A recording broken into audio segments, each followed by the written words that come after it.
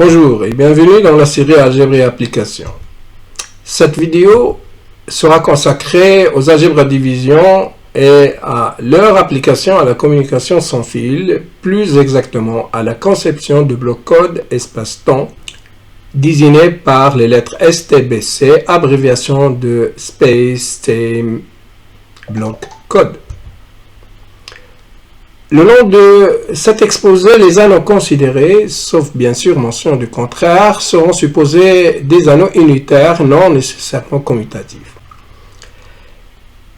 On appelle centre d'un anneau le sous-ensemble de l'anneau, souvent désigné par la notation Z de A, est défini par l'ensemble des X de grand A, tel que x fois petit a est égal à petit a fois x, quel que soit petit a, élément de l'anneau grand A. Voici quelques exemples pour illustrer cette notion. Si A est un anneau commutatif, eh bien, alors tout élément choisi dans grand A, il va commuter avec tous les autres, et donc, le centre de grand A est égal à grand A. Second exemple, pour tout anneau, regardons le centre de l'anneau des matrices carrées ayant n lignes et n colonnes et à coefficient d'un grand A. Eh bien, le centre de cet anneau est formé des matrices qui se présentent sous la forme d'un élément petit z dans le centre de l'anneau fois la matrice identité d'ordre n, ou encore, ce sont les matrices diagonales dont l'élément se trouvant sur la diagonale est un élément du centre de l'anneau. Anneau à division. Étant donné un anneau A tel que tout élément de grand A différent de 0, c'est-à-dire différent de l'élément neutre de l'addition, est inversible, eh bien un tel anneau est parfois appelé anneau à division. Des exemples de cette notion-là, l'anneau des entiers modulo 2, menu de l'addition et de la multiplication des entiers modulo 2, de même que l'ensemble des nombres complexes, menu de l'addition et de la multiplication des nombres complexes, sont deux exemples d'anneaux à division commutatifs. L'anneau des entiers relatifs muni de la somme et de la multiplication des entiers relatifs n'est pas un anneau à division. En fait, les seuls éléments non nuls qui ont un inverse sont 1 et moins 1. Voici un exemple maintenant d'anneau à division non commutatif. Considérons grand H égale le produit cartésien de R 4 fois, c'est-à-dire l'ensemble des quadruplés à composante réelle. Eh bien, H muni de l'addition des quadruplés composante par composante est un groupe commutatif. De plus, grand H peut être vu comme l'ensemble des combinaisons linéaires des 4 vecteurs U1, U2, U3, U4 mentionnés ici à coefficient d'un grand R. Alors, munissons grand H de la multiplication interne ainsi définie. Eh bien, U1 fois n'importe quel UI, c'est égal à UI pour tout I compris entre 1 et 4. Le carré de U2 est égal au carré de U3 et c'est égal au réel moins 1. Quant à la multiplication de U2 et de U3, c'est égal à moins la multiplication de U3 fois U2 et c'est égal par définition à U4. Ceci donc montre bien que la construction de cette multiplication ne sera pas commutative car U2 et U3 ne commutent pas par construction. Prolongeons maintenant cette multiplication par linéarité à toutes les combinaisons linéaires des UI de la manière suivante. Somme des AI, UI, I variant de 1 à 4 fois somme des BJ, UJ, J variant de 1 à 4 par définition sera égale à AI, BJ, plutôt à la somme des AI, BJ, UI fois UJ, IJ, tous les deux variants entre 1 et 4. Il n'est pas difficile de remarquer que H muni de ces deux opérations est un anneau à division non commutatif. En effet, une simple vérification peut nous assurer que H plus multiplié est un anneau non commutatif, unitaire tel que l'élément neutre de l'addition et le quadruplé nul est l'élément neutre de la multiplication et le quadruplé dont la première composante est égale à 1 et les trois autres sont nuls. Quant au reste de la démonstration, c'est-à-dire tout élément non nul de grand H admet un inverse, il suffit de remarquer que, étant donné une combinaison linéaire des UI non nuls, alors l'inverse de cette combinaison linéaire est la fraction mentionnée ainsi. H muni de ces deux opérations est souvent appelé le corps de Hamilton ou bien le corps des quaternions réels. Un anneau à division, tel que la loi multiplicative et commutative, est appelé un corps. Voici quelques exemples. L'anneau des entiers modulo 2, muni de l'addition et de la multiplication des entiers modulo 2, de même que l'anneau des nombres complexes, muni de l'addition et de la multiplication des nombres complexes, sont bien deux exemples de corps. Quant à l'ensemble des entiers relatifs munis de l'addition et de la multiplication des nombres relatifs n'est pas un corps. Un résultat lié à cette notion d'anneau à division, c'est que le centre d'un anneau à division est un sous-anneau à division commutative de A, donc est un corps. Donc le centre d'un anneau à division est un corps. Maintenant, on va présenter la notion d'idéal qui va nous permettre de donner une caractérisation des anneaux à division et une caractérisation, donc en particulier, des corps. Soit un anneau, on appelle idéal à gauche, respectivement à droite de l'anneau considéré, une partie I de grand A telle que I muni de l'addition induite sur I par l'addition de grand A, soit un sous-groupe du groupe additif A+. De plus, il faut que pour tout choix de X dans I et tout choix de petit a dans grand A, le produit A fois X, s'il s'agit de la définition d'idéal à gauche, respectivement le produit X fois A, s'il s'agit de la définition d'idéal à droite, eh bien ce produit, il faut qu'il soit un élément de grand I. Exemple illustrant ces notions d'idéal. Pour exemple illustrant ces notions d'idiot, pour tout anneau A plus point, on a tout idéal bilatère de grand A est à la fois un idéal à gauche et un idéal à droite de cet anneau grand A. De même que pour tout anneau grand A, la partie formée de 0 ou encore la partie grand A tout entière sont bien deux exemples d'idiots de grand A appelés les idiots triviaux ou encore les idiots non propres de grand A. Voici maintenant une manière de construire des idiots dans n'importe quel anneau. Pour tout choix d'un élément Y dans l'anneau grand A, si on considère l'ensemble noté Y fois grand A, dont les éléments sont ceux qui se présentent sous la forme de Y fois petit a parcourant l'ensemble grand A, et bien cet ensemble a une structure d'idéal à droite, appelé l'idéal à droite engendré par petit y dans grand A. De même que l'ensemble noté A fois petit y, formé des éléments qui se présentent sous la forme de petit a fois petit y, petit a étant un élément quelconque de grand A, eh bien cet ensemble a une structure d'idéal à gauche de grand A, appelé l'idéal à gauche engendré par petit y dans grand A. Tout idéal unilatéral ou bilatère non trivial est souvent dit idéal propre. Voici maintenant la caractérisation attendue d'un anneau à division au moyen de la notion d'idéal. Proposition: R est un anneau à division si et seulement si, eh bien R est un anneau qui ne possède ni idéal à gauche ni idéal à droite non trivial. En effet, étant donné un anneau, si R est à division, alors tout idéal unilatéral non nul va contenir un X non nul. Et puisque X-1 elle est dans R, donc X-1 fois X, c'est-à-dire 1 est dans I. Et donc, R sera égal à I, car en fait, si 1 est dans I, pour tout élément R, petit r dans grand R, petit r fois 1, c'est-à-dire petit r sera dans I, donc grand R est inclus dans I, par suite grand R est égal à I. Inversement maintenant, si R ne possède pas d'idéal unilatéral, et considérant un X non nul dans grand R et montrant que ce X admet un inverse dans grand R, pour cela,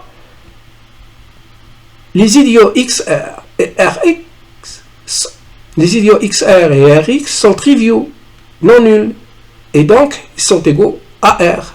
Et s'ils sont égaux à R, donc Le 1 est dans chacun des idiots Rx et XR, d'où on va tirer que 1 admet un inverse à gauche et à droite, et donc X est inversible. Cette caractérisation, dans le cas où R est un anneau à division commutative, c'est-à-dire dans le cas où R est un corps, eh bien, dans un tel cas, les notions d'idéal à gauche, idéal à droite et idéal bilatère coïncident. Et donc, de la caractérisation d'un anneau à division, on va déduire la caractérisation d'un corps, disons que R est un corps si seulement si R est commutatif, ne possède pas d'idéal propre. Voici maintenant une notion fondamentale de cet exposé, c'est la notion d'algèbre sur un corps. Soit F un corps, on appelle F algèbre à gauche, respectivement à droite, ou encore une algèbre à gauche sur F, respectivement une algèbre à droite sur F. Eh bien, c'est un anneau tel que deux conditions. A minus de l'addition est un F espace vectoriel à gauche, s'il s'agit de la définition de F algèbre à gauche. A plus est un F espace vectoriel à droite s'il s'agit de la définition d'une F algèbre à droite. Donc, la multiplication scalaire, c'est-à-dire la multiplication qui est dans la structure d'espace vectoriel sur F, doit satisfaire la condition suivante s'il s'agit d'une F algèbre à gauche. Pour tout choix d'un élément dans grand F et pour tout choix de deux éléments dans grand A, eh bien, la multiplication de lambda par le produit de A et B doit être égale à la multiplication de lambda par A fois l'élément petit b. Et ça doit être égal au produit de A par la multiplication de lambda et l'élément petit b choisi dans grand A. Maintenant, s'il s'agit de la structure ou bien de la définition de F algèbre à droite, eh bien la multiplication de F espace vectoriel à droite doit satisfaire la condition suivante. Pour tout choix lambda de grand F et pour tout choix de deux éléments A et B dans grand A, eh bien la multiplication à droite de lambda par le produit de A et B doit être égal au produit de B par la multiplication à droite de lambda fois A. De même que ceci doit être égal au produit de A par la multiplication de lambda du côté droit de B. Voici des exemples qui illustrent cette définition. Étant donné un corps, eh bien l'algèbre des matrices ayant n lignes et n colonnes à coefficient dans ce corps, muni de l'addition et de la multiplication des matrices carrées, eh bien tout le monde sait que ceci a une structure d'anneau. Eh bien, le groupe additif de ces matrices, muni de la multiplication d'un élément de F par une matrice carrée, consistant à multiplier chaque élément de la matrice par cet élément choisi dans grand F, donne à cet anneau des matrices une structure de F algèbre. Eh bien, elle sera une F algèbre à gauche si cette multiplication d'un élément de F par une matrice est du côté gauche, et ça va donner une structure de F algèbre à droite si la multiplication des éléments de F par la matrice consiste à multiplier les éléments de la matrice par l'élément de F du côté droit. Deuxième exemple, pour tout anneau à division D, tel que F est contenu dans le centre de cet anneau à division, eh bien D peut être considéré comme une F algèbre. En fait, l'action de F sur D, c'est-à-dire la multiplication des éléments de F par l'élément de D, c'est la multiplication interne de l'anneau à division D. Une petite remarque, dans toute la suite, les F algèbres considérés seront à gauche, sauf bien sûr mention du contraire. Voici quelques conséquences de la définition d'une F algèbre. Étant donné une algèbre sur un corps F, alors l'application du corps F dans grand A qui consiste à envoyer un élément de F sur sa multiplication par l'élément neutre de la multiplication de l'anneau grand A, cette application est un homomorphisme d'anneau injectif. Deuxièmement, le sous-anneau image de F par phi, c'est-à-dire l'ensemble des éléments de grand A qui s'écrivent lambda fois l'élément neutre de la multiplication de grand A, lambda étant un élément de grand F, cet anneau a une structure de corps. Et ce corps-là, il est isomorphe à grand F. Et donc F fois 1 de A, c'est un corps inclus dans le centre. Et lui, il est isomorphe à grand F. Eh bien, par abus de langage, on va dire que grand F est inclus dans Z de A. Voici la définition d'une F algèbre à division. Soit F un corps. On appelle F algèbre à division ou algèbre à division sur F. C'est une F algèbre dont sa structure d'anneau est un anneau à division. Seconde définition, on appelle F algèbre à division centrale. C'est une F algèbre à division telle que son centre est isomorphe à F. Troisième définition, une F algèbre à division est dite de dimension finie. Ceci si sa structure de F espace vectoriel est un espace vectoriel de dimension finie. Voici quelques exemples pour éclaircir ces trois définitions. Pour tout anneau à division grand D, D est une Z de D algèbre à division centrale. Nous l'avons fait remarquer que si D est un anneau à division, son centre est un corps. Donc on a bien une algèbre à division sur un corps. Deuxième exemple, pour tout corps F contenu dans le centre d'une algèbre à division ou bien d'un anneau à division, D est une F algèbre à division.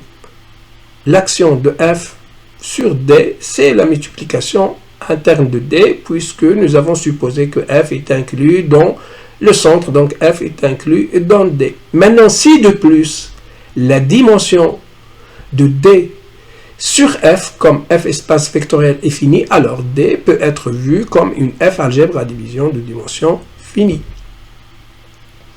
Maintenant, on va présenter une famille d'algèbres à division et on va présenter aussi leur manière de les construire. F un corps de caractéristiques différentes de 2. Différentes de 2, ça veut dire l'élément neutre de la multiplication du corps plus lui-même n'est jamais égal à l'élément neutre de l'addition. Des exemples de tel corps, le corps des nombres réels, on a 1 plus 1 toujours différent de 0, le corps des nombres complexes. Quant au corps des entiers relatifs modulo 2, lui, il est de caractéristique 2 car 1 plus 1 est égal à 0.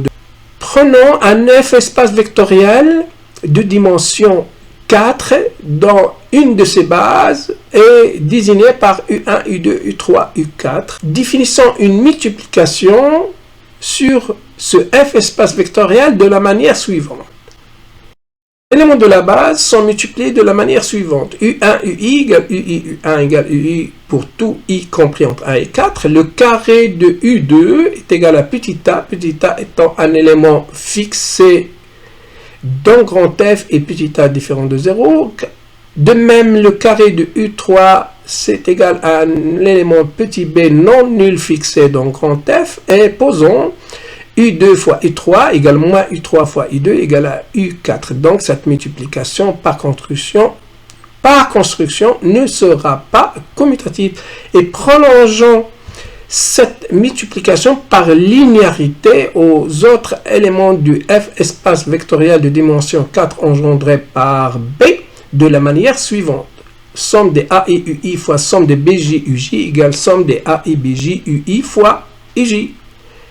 Eh bien, un résultat déduit de cette définition, QF est une F algèbre à droite centrale de dimension 4.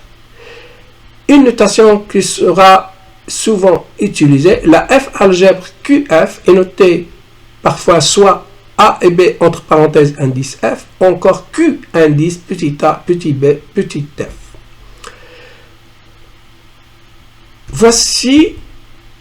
Voici deux définitions liées à cette construction. Pour tout choix de A et B dans l'ensemble des éléments non nuls de grand F étant un corps, on a l'une des deux situations pour la F algèbre Q indice ABF.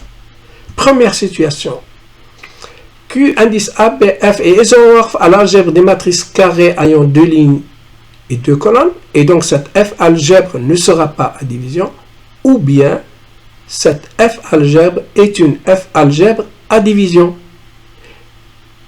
De plus, Cette f algèbre est à division si et seulement si l'équation x carré moins ay carré moins bz carré plus abt carré est égal à 0 n'a que la solution triviale 0, 0, 0, 0 dans f à la puissance 4. Donc cette f algèbre ainsi construite, elle est soit une algèbre de matrice, donc elle n'est pas à division, soit c'est une algèbre à division, et on connaît quand c'est à division. C'est à division si et seulement si notre équation mentionnée ici n'a que la solution triviale dans f à la puissance 4. Alors, pour tout choix de a et b non nul dans f, cette algèbre Q indice a, b de f est appelée l'algèbre des quaternions sur f définie par a et b. Quand cette algèbre est à division, Q indice a, b de f sera appelée l'algèbre à division des quaternions sur f définie par a et b. Voici quelques cas particuliers de cette construction. Dans le cas où f est égal à r, où f est égal à c et petit a, petit b sont égaux en nombre réel moins 1, dans ce cas-là, la base b est souvent désignée par 1, i, j et k au lieu de u1, u2, u3, u4. Et Q indice A, B de R est souvent noté grand H et appelé l'algèbre des quaternions réels. Eh bien, cette algèbre est une R algèbre à division centrale de dimension 4. De plus, dans cet anneau grand H, on a I carré égale J carré égale K carré égale moins 1. Et donc, l'équation X carré plus 1 admet plus de 2 solutions. En commutatif, une équation de degré 2 ne peut avoir plus de 2 solutions. Maintenant, pour l'algèbre de quaternions sur C définie par deux complexes A et B, c'est toujours isomorphe à l'algèbre des matrices carrées à coefficient dense C ayant 2 lignes et 2 colonnes. Donc, elle n'est jamais à division et c'est une C algèbre centrale de dimension 4 et c'est une R algèbre de dimension 8. Voici maintenant une notion qui nous sera très utile dans les applications des algèbres de division à la transmission sans fin. C'est la notion de plongement d'une algèbre dans une seconde algèbre. Plus exactement, soit f1 corps et ab de f algèbre. On appelle plongement de A dans B un homomorphisme de f algèbre, c'est-à-dire homomorphisme d'anneau et de f espace vectoriel en même temps, homomorphisme injectif de A dans B. Exemple, soit D une F algèbre simple, c'est-à-dire une F algèbre dont l'anneau est simple. Anneau simple, ça veut dire qu'il n'a pas d'idiot bilatère, ça veut dire qu'il n'a pas d'idiot bilatère à part l'idéal nul et l'idéal grand A tout entier. Alors, pour une telle F algèbre, et pour tout choix de corps L contenant F et contenu dans D, est tel que le L espace vectoriel D à droite est de dimension finie égale à petit r. Alors, avec ces hypothèses, on a D peut être identifié à une sous-algèbre de la F algèbre des matrices carrées à coefficient dans L ayant R ligne et R colonne, c'est-à-dire D peut être plongé dans cette algèbre de matrices via le homomorphisme d'algèbre injectif suivant. Notez phi indice LB, parce que ça dépend du choix de L et dépend de BB, une base fixée dans le L espace vectoriel D. Eh bien, cet homomorphisme qui consiste à envoyer un élément de D sur la matrice associée à cet endomorphisme GD relativement à cette base B. Qu'est-ce que c'est que l'endomorphisme G indice D? C'est un endomorphisme de D, endomorphisme d'espace vectoriel qui consiste à envoyer X sur D fois X, la multiplication du côté gauche par petit d. Soit D une F algèbre à division de dimension finie, MNF, l'algèbre sur F des matrices carrées à coefficient dans grand F et ayant une ligne et une colonne. Alors, si on a un plongement de F dans D dans Mn de F, alors, première conséquence, pour tout choix de deux éléments dans grand D, les deux éléments étant différents, eh bien, la différence de ces deux éléments est un élément inversible car c'est un élément de D. et c'est un élément non nul. Deuxième conséquence, comme f est un homomorphisme, alors les deux éléments images des deux éléments D1 et D2 par f, appelés ici x1 et x2, leur différence est aussi une matrice qui est donc inversible. Donc c'est une matrice qui sera de déterminant non nul. Troisième conséquence, maintenant pour tout choix de partie dans l'image de D par ce plongement, cette partie va vérifier, une fois qu'on a fixé deux éléments de cette partie différents, alors leur différence, ça sera une matrice non nulle, et donc leur différence aura un déterminant non nul. Alors un ensemble de matrices telles que cette propriété, c'est-à-dire telle que la différence de deux éléments différents est une matrice de déterminant non nul, est une partie dite vérifie le critère du déterminant. Voici maintenant une introduction à l'application des algèbres à division à la communication sans fil. Alors, parmi les buts de cet exposé est d'attirer l'attention d'un large public de mathématiciens et de jeunes chercheurs sur l'application relativement récente des algèbres à division à la communication sans fil. L'application intervient dans le cadre des communications impliquant plusieurs antennes à la transmission et à la réception. Un contexte connu en ingénierie par la communication MIMO, abréviation de multiples entrées, multiples sorties en anglais. En effet, la présence d'obstacles dans l'environnement, tels que les bâtiments, provoque une atténuation des signaux dans les transmissions sans fil, comme le schéma ici essaie de le prouver. De plus, les signaux sont réfléchis plusieurs fois et interfèrent les uns avec les autres. Alors, ces deux handicaps ont attiré l'attention des opérateurs de télécommunications et ils ont opté pour la solution de l'usage des systèmes à antennes multiples à l'émission comme à la réception. Ici, un schéma qui nous présente un système de transmission utilisant deux antennes à la transmission et deux antennes à la réception. Alors, pourquoi la communication MIMO? En effet, l'intérêt pour la transmission MIMO a commencé en 1998 avec les articles mentionnés dans notre bibliographie par les numéros 1, 2, 3 et 4, où il a été établi que la transmission sans fil MIMO pouvait être utilisée à la fois pour réduire la probabilité d'erreur, mais aussi pour augmenter la quantité d'informations transmises. De plus, la communication MIMO ne nécessite ni ressources supplémentaires sous la forme d'une plus grande tranche du spectre radioélectrique, ni une puissance de transmission accrue. Regardons maintenant comment fonctionne cette transmission MIMO. La transmission sans fil utilisant la technique MIMO utilise plusieurs canaux de transmission simultanément. Un signal transmis par une antenne peut être récupéré par plusieurs antennes de réception simultanément. Une antenne de réception peut recevoir des signaux multiples simultanément de plusieurs antennes de transmission. Une antenne peut transmettre des signaux multiples à une seule antenne de réception par unité de temps. Le parcours du signal à partir de n'importe quelle antenne d'émission à une antenne de réception est différent de la route empruntée par le signal de n'importe quelle autre paire, antenne de transmission, antenne de réception. Maintenant, supposons que dans une transmission MIMO, on a n antennes d'émission qui transmettent simultanément à m antennes de réception. Supposons aussi que chaque unité de temps, c'est-à-dire le temps pendant lequel les coefficients du canal restent constants. Supposons que cette unité est subdivisée en n intervalles, le même n correspondant au nombre d'antennes d'émission.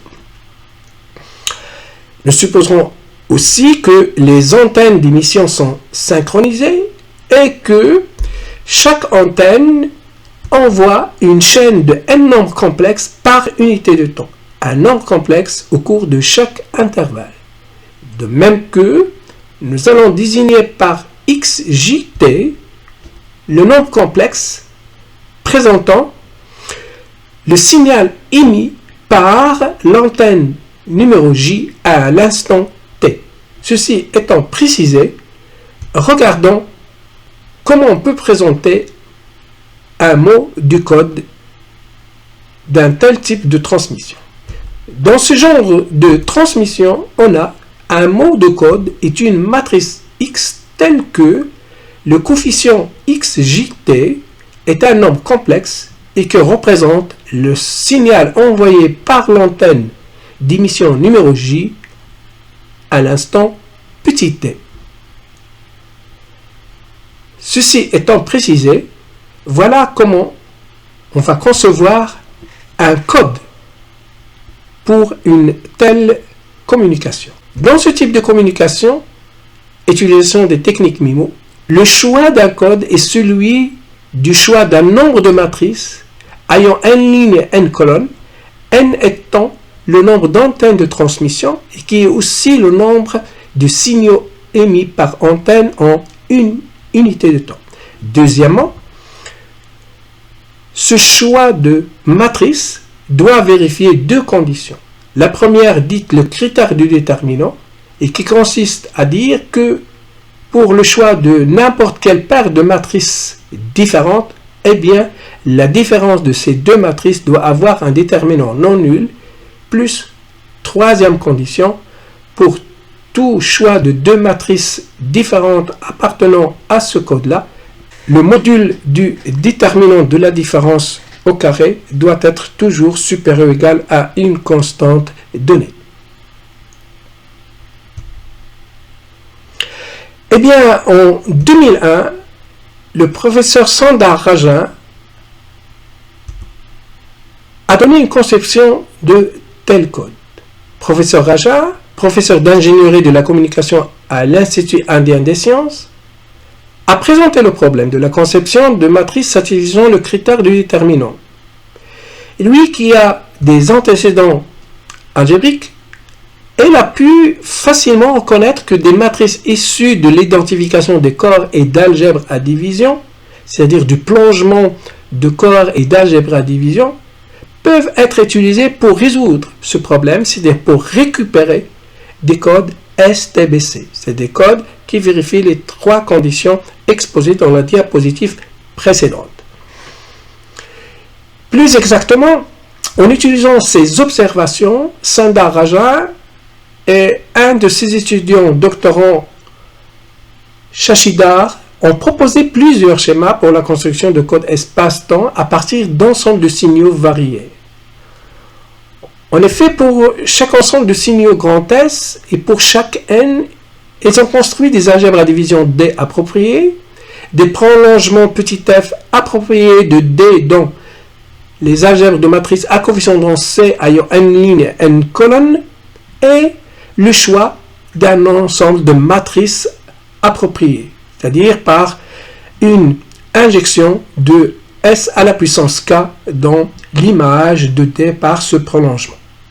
Et d'une manière générale, voici la conception du bloc code espace-temps. Une partie C d'un plongement d'une algèbre à division sur F dans une algèbre de matrice à coefficient dans F ayant un certain nombre n de lignes et de colonnes appropriées peut être utilisé comme un code bloc espace-temps. Voici maintenant quelques références utilisées pour préparer cet exposé. Merci de votre attention et à très bientôt.